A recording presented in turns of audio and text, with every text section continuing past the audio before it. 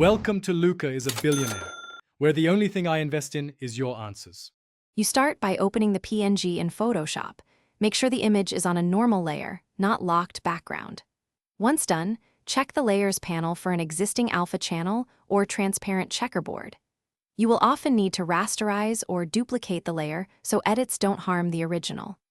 Next, examine edges at 100% to see semi-transparent pixels.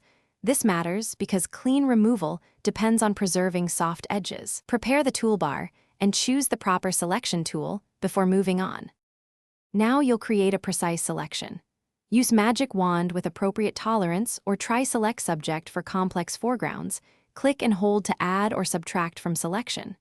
Once selection is active, open Select and mask to Smooth, Feather, and Shift Edge to preserve hair or soft pixels. Make sure to output to a layer mask so you keep control. Masks let you paint back missed details. If edges look harsh, apply a slight feather and shift edge inward 1 or 2 pixels for a cleaner transition. Finish by inspecting the mask and painting with a soft black or white brush to hide or reveal pixels, zoom, and tidy stray artifacts. When satisfied, choose File Export as and pick PNG with transparency checked. Preserve sRGB if needed for web. Save a layered PSD if you'll edit later.